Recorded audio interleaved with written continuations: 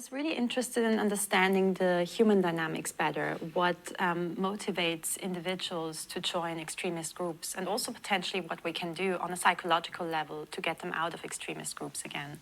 I was especially worried about toxic group dynamics and, when taken to the extreme, how they can be counterproductive for our democratic values, for human rights, but also become threats to national security. One of the most alarming trends is the rise in youth radicalization, in particular the grooming and radicalization of minors, school-aged children, who have become more and more, who really show up in the statistics of radicalization across Europe, also the UK, but also Austria here.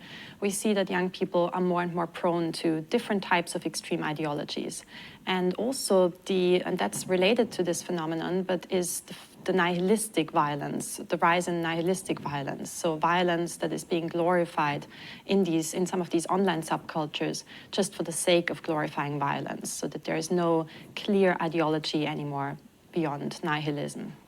Regulation is, I would say, part of the answer, but I think especially when it comes to systemic risks and the algorithmic infrastructure or the infrastructure of the big tech platforms that really amplify some of the most extreme voices. And that is, of course, creating an unlevel playing field, which is in favor of the most radical actors out there. And is also in favor of state and foreign interference campaigns that want to promote instability and cause further or deepen the divisions that we see in Europe.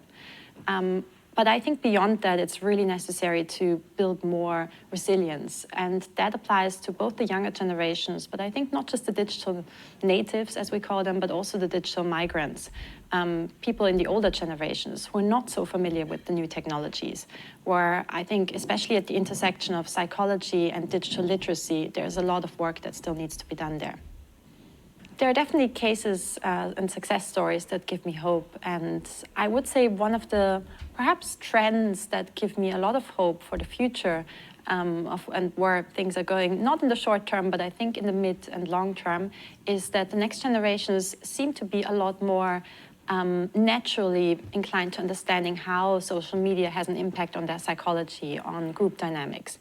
So of course we still see that trend of youth radicalization, but there's also the opposite trend of actually quite a lot of young people are turning away from social media and are returning to a life that is almost independent of these new technologies, which also signals that there is almost more awareness about the impact and the adverse effects this can have on their psychology and on their social dynamics.